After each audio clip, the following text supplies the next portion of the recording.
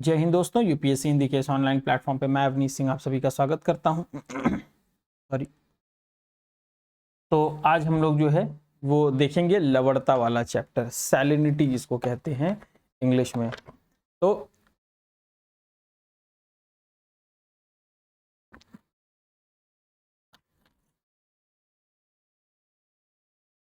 शुरू किया जाए। देखिए, लवणता कभी पूछे तो किसमें मापा जाता है, किसमें व्यक्त किया जाता है, तो प्रति हजार में। किसमें? प्रति हजार। और समुद्री जल की औसत जो लवणता, जो सैलिनिटी होती है, वो लगभग 35 होती है। 35 होती है प्रति हजार में। ठीक। लवणता को खारे जल को सीमांकित करने की जो उच्च सीमा मानी गई है, उच्च सीमा मानी गई है, यानी उच्च लवणता मानी गई है, वो 24.7% मानी गई है। ठीक। समान खारेपन वाले स्थानों को, समान यानी कि जहां जहां के खारेपन एक जैसे हैं, जहां पे सैलिनिटी एक जैसी है, वहां वहां से उन 2-3 स्थानों को सेलेक्ट करके अगर कोई रेखा खींची जाती है तो उसको क्या बोलते हैं? आइसोहेलाइन बोलते हैं उसको। क्या बोलते हैं? आइसोहेलाइन बोलते हैं उसको। ठीक। हाँ, अभी ये बता दूंगा, ये वाला अभी पढ़ा दूंगा आप लोगों को। ठीक। नेक्स्ट है उत्तरी और दक्षिणी अक्षांश में लवणता। तो जो उत्तरी अक्षांश है उसमें लवणता जो है वो 20 से 40 डिग्री के मध्य पाई जाती है, और दक्षिणी अक्षांशों में 10 से 30 डिग्री के मध्य लवणता पाई जाती है। कितनी? 10 डिग्री से लेकर के 30 डिग्री के मध्य लवणता पाई जाती है। दोनों में सेम अक्षांशों में लवणता नहीं पाई जाती है। ठीक। पूछे संसार में सर्वाधिक लवणता कहाँ पाई जाती है, तो टर्की के वान झील में। कहाँ पर? टर्की के वान झील में लगभग 330% लवणता, 330% लवणता है यहाँ पर। और दूसरा डेड सी, मृत सागर में 238%। कितनी? 238%। ठीक। सबसे अधिक लवणता वाला महासागर अटलांटिक महासागर। कौन सा महासागर है? अटलांटिक महासागर है। ठीक। लवणता बढ़ने के साथ गहराई बढ़ने के साथ साथ लवणता बढ़ती चली जाती है। ठीक ना। और जहां पर क्या होता है, लवणता साधारणतः गहराई के साथ साथ बढ़ती है, और एक स्पष्ट क्षेत्र जिसे हेलोक्लाइन कहा जाता है, यहाँ पर तीव्रता से बढ़ती है। यानी ऐसे समझें इसको, जब तीव्रता के साथ बढ़ने लगे सैलिनिटी तो उसको हेलोक्लाइन बोलते। क्या बोलते हैं? हेलोक्लाइन। नेक्स्ट आ जाइए नीचे सीधे। लवणता की जो मात्रा है वो बहुत अधिक है किसमें? भूमध्य सागर, लाल सागर और फारस की खाड़ी। ये तीनों याद रखें, अगर चौथा कभी विकल्प दे दे तो उसको आप बाहर कर सकें। ठीक। इन क्षेत्रों में कितनी लवणता पाई जाती है? 37 से 41 प्रति हजार।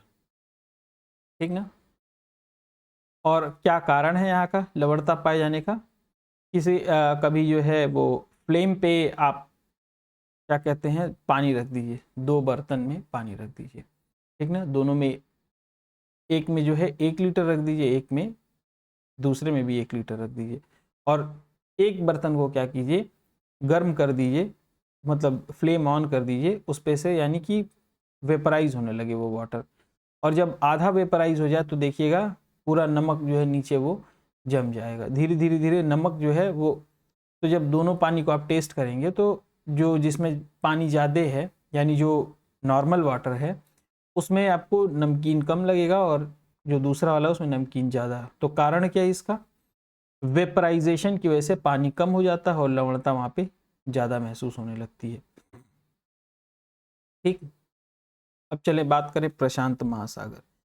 तो प्रशांत महासागर, ठीक ना, समुद्रों के साथ साथ धरातल का 1/3 भाग ढक लेता है।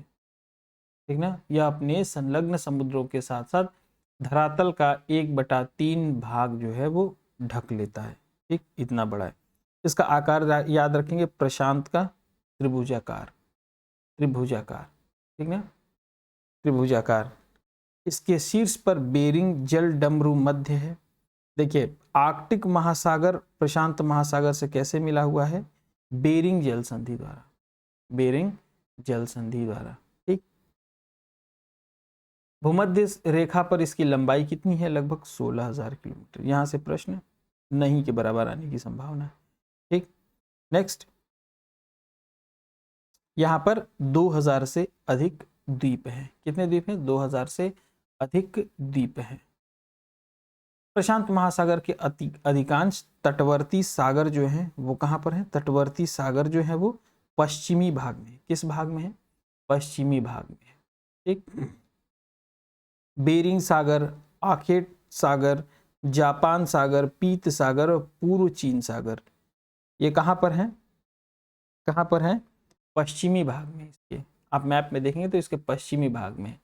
पूर्व में क्या है? केवल कैलिफोर्निया की खाड़ी है। क्या है? कैलिफोर्निया की खाड़ी है। ठीक, औसत गहराई कितनी है? 7300 मीटर। औसत गहराई कितनी है इसकी? 7300 मीटर। राइट, सर्वाधिक जलमग्न खाइयां कहां पाई जाती हैं? सर्वाधिक जलमग्न खाइयां प्रशांत महासागर में। कहां पर? प्रशांत महासागर में। राइट, मैंगनीज की ग्रंथियां सर्वाधिक कहां पाई जाती हैं? प्रशांत महासागर में। कहां पर? प्रशांत महासागर में। राइट, अटलांटिक महासागर। अब हम अगला चलें अटलांटिक महासागर में। यह संपूर्ण संसार का कितना भाग है? छठा भाग है। छठा भाग है। क्षेत्रफल कितना है इसका? 16%। क्षेत्रफल कितना है? 16%। आकार एस आकार का है। एस आकार का है। ठीक, इसके पश्चिम में दोनों ओर अमेरिका है। ठीक है ना, इसके पश्चिम में दोनों अमेरिका हैं, यानी अटलांटिक बीच में है। इधर नॉर्थ अमेरिका, इधर साउथ अमेरिका। ठीक, अटलांटिक बीच में है। कभी आप कंफ्यूज हो तो बस ये ध्यान रखिए कि हमारा इंडिया यहाँ पे है, यहाँ पे जो है वो अफ्रीका है। ठीक, अफ्रीका है, तो अफ्रीका और अमेरिका के बीच में क्या है? अटलांटिक। ऐसे है, एस आकार में अटलांटिक है। ठीक ना, तो बाकी इधर क्या है? इधर पैसिफिक है, इधर भी पैसिफिक है। राइट, क्योंकि इसको जब आप जोड़ेंगे ऐसे गोल जोड़ेंगे तो पैसिफिक एक साथ हो जाएगा। उत्तर में इसके ग्रीनलैंड, हडसन की खाड़ी, बाल्टिक सागर, उत्तरी सागर, मग्न तट स्थित है। ठीक है ना, और इसकी एक महत्वपूर्ण सबसे इंपॉर्टेंट चीज जो है इसमें मध्य अटलांटिक कटक है। मध्य अटलांटिक कटक है। ये ध्यान रखना कि ये कहां से कहां तक फैला हुआ है मध्य अटलांटिक कटक? आइसलैंड से लेकर के बोवेड द्वीप तक, नीचे आप देखेंगे मैप में तो बोवेड द्वीप तक फैला हुआ है ये। ठीक ना, बोवेड द्वीप तक फैला हुआ है। नेक्स्ट है अजोर्स और पाइको आइलैंड, केप वर्दे आइलैंड। ठीक ना, इनमें जो है किसमें पाए जाते हैं? ये जो है इसी कटक की चोटियां हैं। इसी कटक की क्या है? चोटियां हैं। एजोर्स हो, केप वर्दे हो या फिर पाइको आइलैंड, ये किसकी? इसी की चोटियां हैं। ठीक ना, मध्य अटलांटिक कटक की। ठीक, इसकी सबसे तीखी चोटी अगर पूछे, सबसे तीखी चोटी, तो सेंट पॉल नामक द्वीप समूह। ठीक, ये सर्वाधिक चौड़ा कहां है? सर्वाधिक चौड़ा 55 डिग्री उत्तरी अक्षांश के पास। 55 डिग्री उत्तरी अक्षांश के पास ये सर्वाधिक चौड़ा है ये। ठीक, जहां इसे किस नाम से जाना जाता है? टेलीग्राफिक पठार के नाम से। जहां इसे किस नाम से जाना जाता है? टेलीग्राफिक पठार के नाम से। नेक्स्ट हम बात करें रोमांच द्वीप। ठीक ना, जो ये रोमांच द्वीप है ये भूमध्य रेखा के निकट क्या करता है? मध्य अटलांटिक कटक को दो भागों में बांट देता है। ठीक, दो भागों में बांटता है ये। राइट,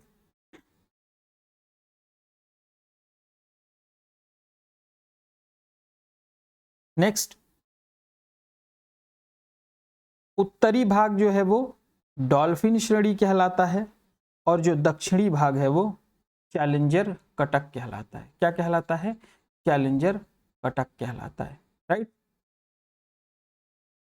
उत्तरी अटलांटिक महासागर में बरमूडा द्वीप और दक्षिणी अटलांटिक सागर में क्रिस्टा दी कान्हा, सेंट हेलेना, गुआ, बोवेट द्वीप, सेंट पॉल, ओजर्स आदि द्वीप पाए जाते हैं, ठीक ना। तो कभी पूछ दे इनमें से कोई दे करके कि ये किस उसमें पाए जाते हैं, तो दक्षिण अटलांटिक महासागर में, राइट। नेक्स्ट है हमारा जो है बफिन खाड़ी, हडसन खाड़ी, बफिन खाड़ी, हडसन खाड़ी, उत्तरी सागर, बाल्टिक सागर, मैक्सिको की खाड़ी, भूमध्य सागर, कैरिबियन सागर, ये किस महासागर के हिस्से हैं? सारे अटलांटिक महासागर के, अटलांटिक महासागर के हिस्से हैं ये सारे, ठीक। अब अटलांटिक महासागर के बारे में सबसे इंपॉर्टेंट चीज कि इसकी जो तटरेखा है वो कटी फटी है, ऐसे है। और जब कोई तटरेखा सीधी रहेगी और कोई तटरेखा ऐसी कटी फटी रहेगी, तो कौन सी बड़ी होगी? जो कटी फटी रहेगी वो ज्यादा बड़ी होगी। तो अटलांटिक महासागर की जो तटरेखाएं हैं वो काफी कटी फटी हैं, इसलिए क्या है वो, इसलिए क्या है वो कटी फटी होने के नाते सर्वाधिक लंबी तटरेखा है, ठीक। और जो कटी फटी तटरेखा है, जैसे मान लीजिए ये ऐसे है, मान लीजिए ऐसे है, तो यहाँ पर क्या होगा? यहाँ तक जल होगा, यहाँ तक जल होगा, तो यहाँ पे बंदरगाह बनाना बड़ा आसान हो जाता है। यहाँ पर इस वाले क्षेत्र को, इस वाले क्षेत्र को बंदरगाह के रूप में इस्तेमाल करना आसान हो जाता है, ठीक। तो यहाँ पे अच्छे बंदरगाह भी पाए जाते हैं। व्यापारिक दृष्टि से अटलांटिक महासागर सब जो है वो सबसे अधिक व्यस्त महासागर है, सर्वाधिक व्यस्त महासागर है ये, ठीक। नेक्स्ट है वायुमंडल का सामान्य परिसंचरण और उसका महासागरों पर प्रभाव। तो अब देखिए, अगर मैं ये पूरा आपको समझाने बैठूंगा ना, पूरा समझाने बैठूंगा, तो आप परेशान हो जाएंगे, आप परेशान हो जाएंगे और कंफ्यूजन बना रह जाएगा। मुझे पता है कि जो ये बुक पढ़ रहे हैं, जो लोग पढ़ चुके हैं 2-4 बार, ये वाला टॉपिक उनमें से 80% लोगों को समझ में नहीं आता है। 20% की मैं बात नहीं कर रहा हूँ, लेकिन 10 में से 8 लोगों को ये वाला टॉपिक समझ में नहीं आता है। तो आप एक बात, बस एक सेंटेंस ध्यान रखिए, बस एक सेंटेंस ध्यान रखिए। यहाँ पर एल नीनो में, एल नीनो क्या होता है? एल नीनो क्या होता है? जो मध्य प्रशांत महासागर की जो गर्म जलधारा है, सिर्फ एक बात ध्यान रखें, मध्य प्रशांत महासागर की गर्म जलधारा उठ करके कहां पहुंच जाती है? पेरू के तट पर, पेरू के तट पर। बस इतना ध्यान रखें, मध्य प्रशांत महासागर की गर्म जलधारा उठ करके कहां पहुंच जाती है? पेरू के तट पर। अब इसके इफेक्ट्स वगैरह जो है हम लोग जब इंडिया पढ़ेंगे तो वहां पे देखेंगे। बस अभी इतना ध्यान रखिए, अगर यहाँ से प्रश्न आया तो यहीं से आएगा, इतने से ही।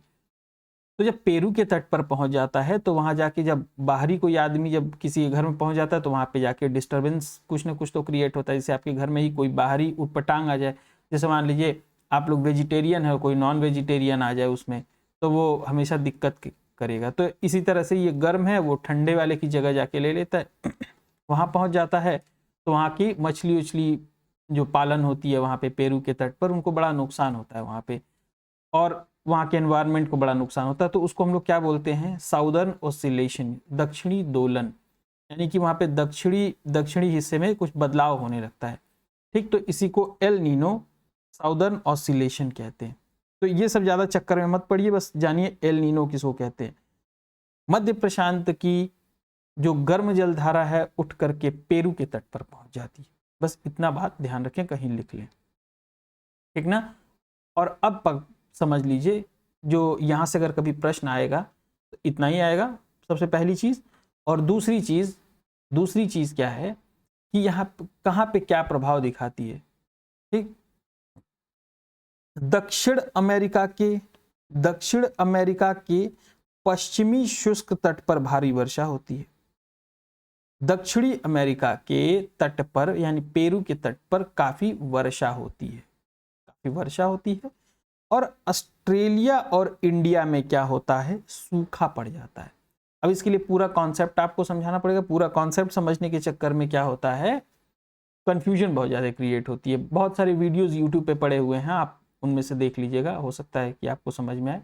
मुझे बहुत बड़ा लगता है तो मैं बस अपने काम की चीज़, जहाँ से मेरे क्वेश्चन सही हो जाए मैं बस उतनी चीज़ें बस देख लेता हूँ। दक्षिण अमेरिका के तट पर क्या होगा? भारी वर्षा होगी। ठीक, अब इसमें भी कॉन्सेप्ट समझाने जाऊंगा तो आप फिर कंफ्यूज होना शुरू हो जाएंगे कि गर्म जलधारा उठेगी तो अपने साथ वाष्प लेगी, तो जब यहाँ पेरू पर आएगी, जिनको समझना है, जब पेरू पर आएगी वो तो वो वर्षा करेगी। दक्षिण अमेरिकी तट पर बोला ना, गर्म जलधारा उठ के पेरू तट यानी दक्षिण अमेरिका के तट पर आती है, पश्चिमी तट पर, तो वहां पर वर्षा करती है। जिनको नहीं समझना है, जिनको लगता है कि नहीं समझ में आ रहा, वो बस इतना ध्यान रखें कि दक्षिण अमेरिका के तट पर भारी वर्षा होती है, ऑस्ट्रेलिया और भारत में अकाल पड़ जाता है। ठीक, और चीन हमेशा हमारी उल्टी चाल चलता रहता है। जब हमारे यहाँ अकालग्रस्त होता है, चीन में बाढ़ आ जाता है। बस इतनी चीज ध्यान रखें। आपके प्रश्न 99% उम्मीद है कि अगर ये 2-3 तथ्य आप ध्यान रखेंगे तो सही हो जाएंगे। ठीक, हिंद महासागर। अब रही बात हिंद महासागर, किसको क्या बोलते हैं? अर्ध महासागर। इसको क्या बोलते हैं? अर्ध महासागर। क्या बोलते हैं इसको?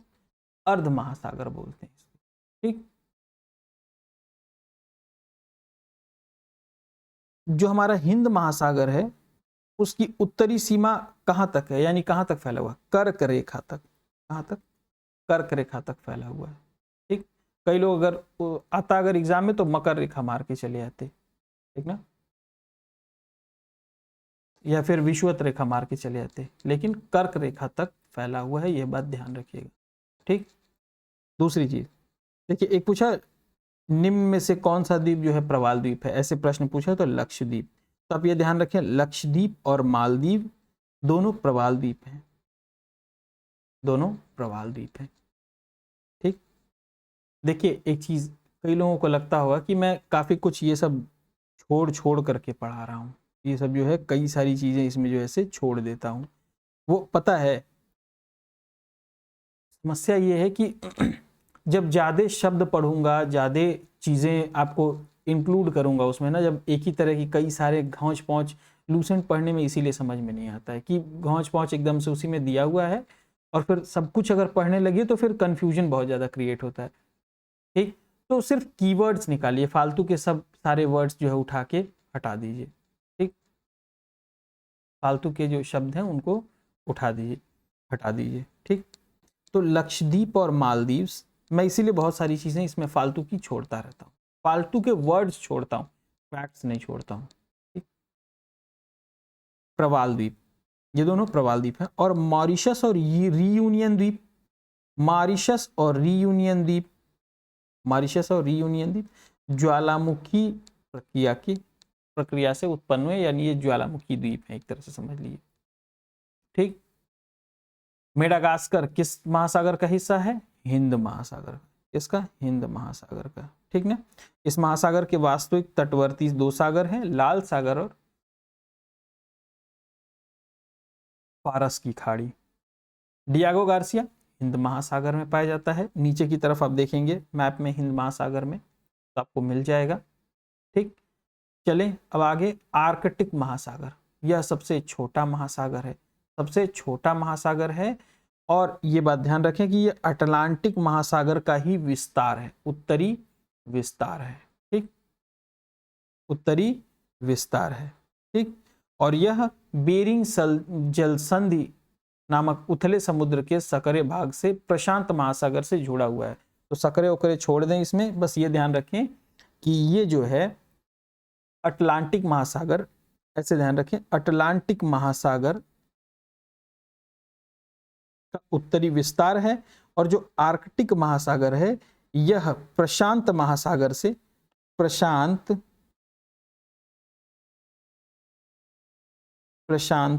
महासागर से बेरिंग जल संधि द्वारा जुड़ा हुआ है, बेरिंग जल संधि द्वारा जुड़ा हुआ है।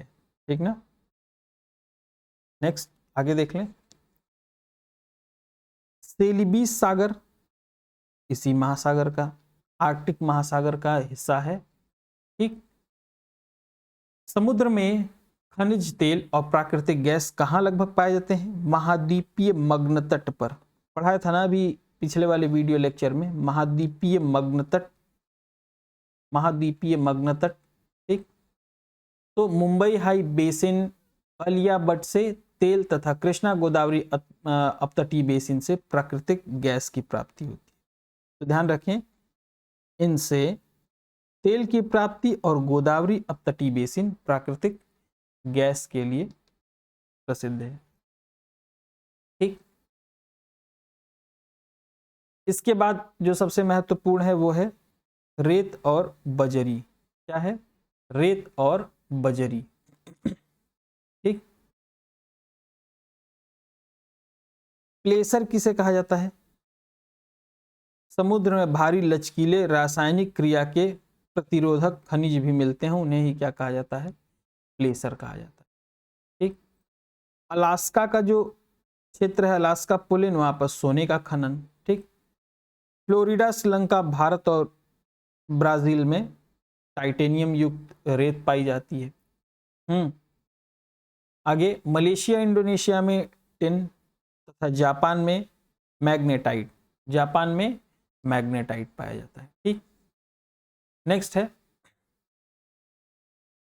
लाल सागर किस लिए प्रसिद्ध है? लाल सागर में किस तरह के धातु पाए जाते हैं? तांबा और चांदी,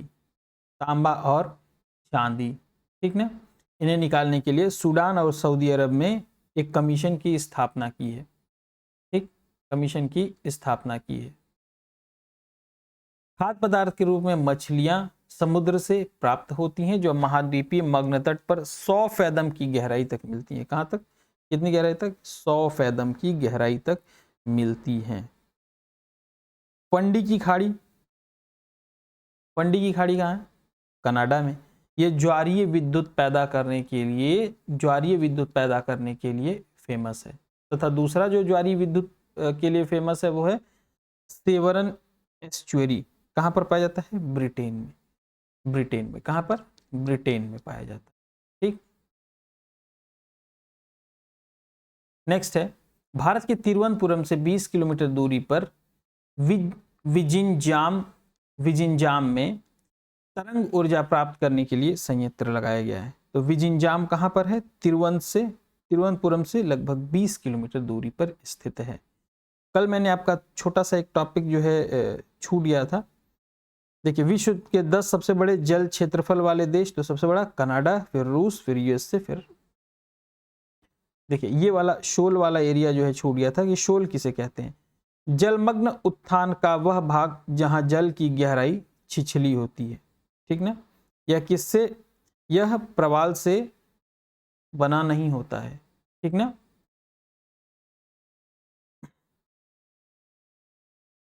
ये शायद यहाँ पे कुछ गलत लिख गया, मैं इसको चेक कर लूंगा। यह प्रवाल से बना नहीं होता है, कुछ यहाँ पे एरर है, मैं इसको चेक कर लूंगा एक बार, ठीक। ग्रेट बैरियर रीफ कहाँ है? यह ऑस्ट्रेलिया के क्वींसलैंड देखेंगे, ऑस्ट्रेलिया में इधर वाले क्षेत्र में, उत्तर पूर्वी क्षेत्र में क्वींसलैंड पाया जाता है, ठीक ना। और वहीं पर ये उसी के राइट में क्या पाया जाता है? Great barrier reef. उसके ईस्ट में क्या पाया जाता है? Great barrier reef. संसार की सबसे बड़ी प्रवाल भित्ति यही है, ठीक ना। यहाँ पर सबसे बड़ी प्रवाल भित्ति ये है, ठीक। किसका हिस्सा है ये? प्रशांत महासागर का। किसका हिस्सा है ये? प्रशांत महासागर का हिस्सा है। तो आज के लिए इतना ही, ठीक। जय हिंद।